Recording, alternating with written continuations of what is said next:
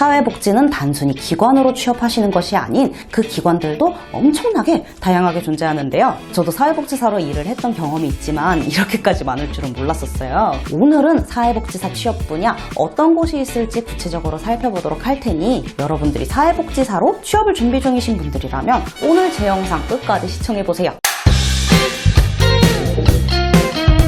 아동복지, 청소년복지, 장애인복지, 직업재활, 노인복지, 정신보건, 주간보호센터, 활동보조인, 사회복지 행정분야, 복지시설의 생활지도와 생활지도교사, 학교사회복지사, 정신건강사회복지사, 장애인 교육분야, 심리상담, 재가복지센터, 복지재단 법인분야, 노숙인복지분야, 탈북자 복지시설, 한부모 관련 복지센터, 다문화가족 지원분야 등등등. 제가 지금 말씀드린 23가지 사회복지사 취업 분야들은 아주 일부분입니다. 특히 사회복지사는 경력이 정말 중요한데요. 호봉제라서 공무원처럼 일정 연차가 쌓이면 받는 연봉이 달라지기도 하지만 경력이 쌓이고 그 기간 동안 다양하게 경험을 쌓은 만큼 다양하게 유사 분야로 진출이 가능하세요. 첫 번째로 아동복지 취업 분야입니다. 아동복지는 신생아부터 시작해서 청소년기 전까지 아이들을 대상으로 복지를 제공하는데요. 복지재단 및 법인, 정부위탁시설, 종교시설 등 아동과 관련된 곳에 복지 분야가 있다면 노려보실 수 있는 취업 분야입니다. 조금 더 자세히 분류를 해보면요. 고아원, 보육시설, 아동복지관, 지역아동센터, 아동보호 전문기관 등 이런 복지시설 특성상 남자 복지사분들보다는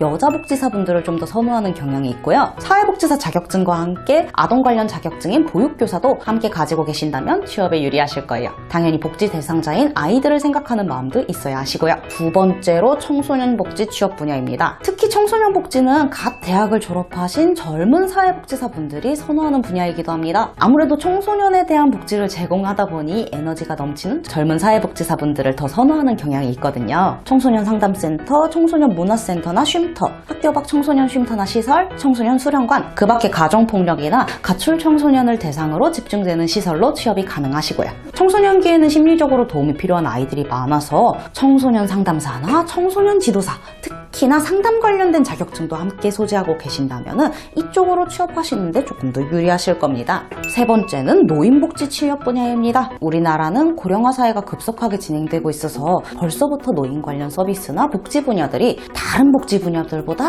훨씬 빠르게 증가하고 있는 추세예요. 앞으로도 계속 증가할 것이고 이를 위한 전문 인력에 대한 수요도 증가할 것으로 보고 있는데요. 노인종합복지관, 요양시설, 요양병원, 실버타운, 각종 노인복지센터, 시니어클럽, 노인주간보호센터 등등 주로 요양시설이나 보호센터 사업이 늘고 있기도 하고 취업하는 데 있어서 객관적으로 본다면은 확실히 다른 분야들에 비해 어렵지 않다라고 말씀을 드리고 싶어요. 네 번째는 장애인 복지 분야입니다. 앞에서 노인복지 시설이 많이 있다고 말씀드렸었는데 장애인 복지 취업 분야는 훨씬 더 많습니다. 사회복지 기관도 있지만 제가 장애인 복지 분야에서 일하시는 분들을 보는 게 대부분 병원이었어요. 사고로 인해 후천적으로 장애를 가지게 된 경우 의료사회복지사분들이 1차적으로 상담을 하고 이후 장애인 복지 기관에서 파견 나오신 복지사분들이 2차 상담으로 재활이나 복지 서비스를 어떤 걸 해야 할지를 판단하셨거든요. 다양한 장애인복지협회, 재단 법인들, 장애인 종합복지관, 장애인 자립생활센터, 정부위탁의 장애인 생활시설들과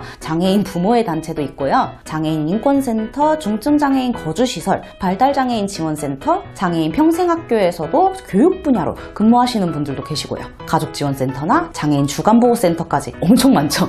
장애 종류에 따라서 다양한 복지시설들이 있다 보니 제가 지금 말씀드린 곳 외에도 엄청나게 많이 있단 말이죠. 간혹 가다가 사회복지사 자격증을 받으셨지만 취업이 안 된다 라고 이야기를 하시는 분들이 계시는데 저는 이런 분들께 장애인복지관 취업을 도전해보시는 것을 추천드리고 있어요. 특히 장애인복지관에서 경력을 먼저 쌓으셨다면 다른 복지 분야로 이직을 하실 때 경력을 좀 더 높게 쳐주는 경향이 있거든요. 노인, 장애인, 아동 분야에 관심이 있으신 분들이라면 주간보호센터 취업도 괜찮아요. 주간보호센터 특성상 스타렉스 운전이 필수이다 보니 운전면허를 가지고 계신 분들을 우선적으로 뽑고 있다는 점 참고해 주시면 좋을 것 같습니다. 이렇게 다양한 사회복지 취업 분야 소개해봤고요. 여러분들과 잘 맞는 사회복지 분야 취업을 알아보실 것을 추천드립니다. 오늘 제 영상 여기까지고요. 영상 잘 참고하셔서 취업에 꼭 도움이 되셨으면 좋겠습니다.